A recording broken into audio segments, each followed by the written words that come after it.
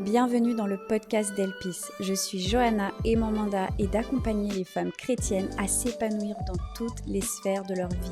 Je crois que tu es appelée à marcher dans la vie en abondance comme Jésus le souhaite pour toi.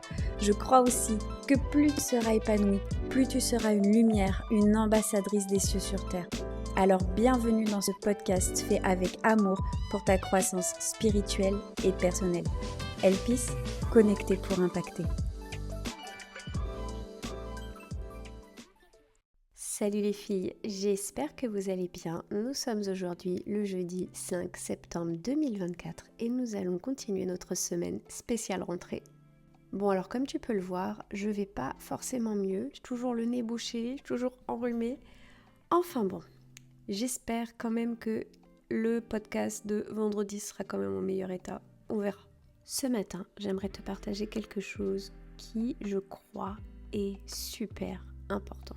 Nous allons parler du principe du 1 degré à la fois.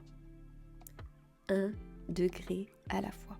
Ce que j'ai remarqué, c'est que très souvent, quand on prend des résolutions ou quand on veut changer les choses, quand on veut apporter des améliorations dans notre vie, dans notre quotidien, dans nos routines, enfin bref, voilà, quel que soit le domaine, on a tendance à vouloir prendre le full package de changement et puis à vouloir l'implémenter. Et encore le mot implémenter est ici même beaucoup trop intellectuel par rapport à ce qu'on essaye de faire. On essaye de le bulldozérer dans notre vie. On essaye de prendre l'image finale, le fantasme final, le truc, voilà, qu'on a décidé que c'était ça qu'on voulait atteindre. Et puis on prend le full package et puis on le colle sur notre vie, on le bulldozère sur notre vie et on ne prend pas du tout en considération tout ce qu'il y a déjà en place. Et ça finit très souvent par une semaine plus tard, gros lâché, et on n'arrive pas à atteindre notre objectif, et puis en fait c'est impossible, et puis en fait on a l'impression qu'on est un échec, qu'on a raté, et qu'on a un gros caca, et que de toute façon c'est pas fait pour nous. Alors si tu as la grâce de ne pas faire partie de ce genre de personnes, c'est vraiment très chouette, tu es déjà un 2.0, et puis peut-être que t'es comme moi et que c'est quelque chose que tu dois apprendre, ou en tout cas c'est quelque chose que j'ai dû apprendre et que je dois me rappeler de manière régulière. Nous ne pouvons pas implémenter le changement dans notre vie sans prendre en considération ce qui compose cette fameuse vie. Et l'erreur, c'est de vouloir ajouter des choses quand il faudrait déjà commencer par simplement en enlever pour pouvoir faire de la place. L'autre chose, c'est de vouloir tout changer en même temps, tout changer d'un coup, alors que physiquement, c'est pas possible. Il faut qu'on fasse un changement à la fois. La troisième erreur, c'est de vouloir être trop radical sur le changement plutôt que d'y aller petit à petit. Tu vois un rayon laser. Si tu décides avec ce rayon de viser une direction ou un point X ou Y, et qu'en cours de route, tu te décides à finalement atteindre le point W. Pour atteindre le point W, même si l'écart entre W et Y, de là où tu te situes, même si l'écart paraît énorme, si tu reviens à la toute base de ton laser, tu vas réorienter d'un tout petit degré. Un tout petit degré pour aller de Y à W. Et ce tout petit degré, sur la longueur, va créer un immense changement de direction. Le changement doit s'envisager sur le long terme. Le changement s'effectue 1 degré à la fois. Et quand le changement est implémenté, alors on peut en ajouter un deuxième. Que j'ai remarqué de la tendance actuelle chez la femme quand même, c'est un parfait mélange entre la working girl et la tradwife. Donc c'est-à-dire, je travaille, j'ai une carrière, je suis accomplie, j'ai des responsabilités, mais à côté de ça, je fais mon pain, mes yaourts, mes tartes maison, je fais le chat maison, je fais les enfants maison, tout est fait maison, et en plus tout est Montessori bien évidemment. Ça matche pas. Ça matche pas. Parce que déjà tout ça, ce sont des fantasmes, parce que ce sont aussi des réalités qui peuvent être très difficilement réconciliables si on les prend dans leur entièreté.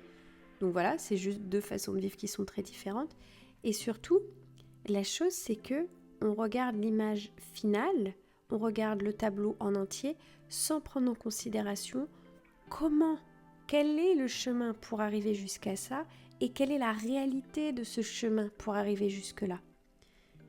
Et l'idée de revenir à 1 degré à la fois, un changement après l'autre, ça nous permet de nous accorder de la grâce, de nous accorder du mou, de nous accorder de la liberté, de nous accorder de la souplesse. Ça nous permet de nous dire je vais essayer ça, je vais voir ce que ça donne et puis si ça marche pas, j'essaierai de trouver un autre moment.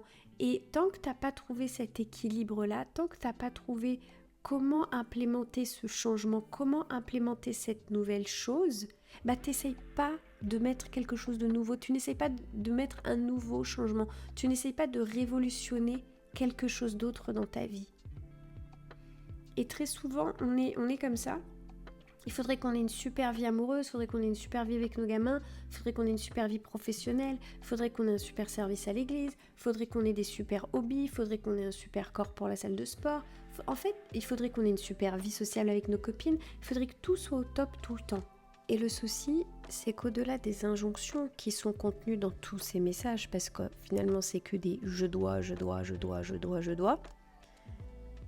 il y a très peu de liberté, il y a très peu d'amour-propre, il y a très peu de respect.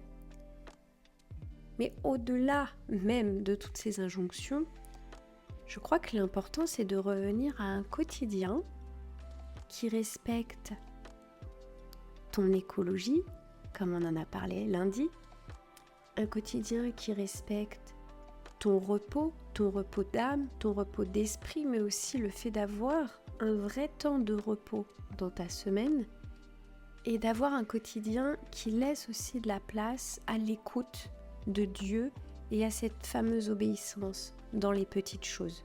Quand déjà ton quotidien te laisse de la place plus que des je dois, c'est là que tu vas pouvoir ajouter 1 degré à la fois, un changement à la fois,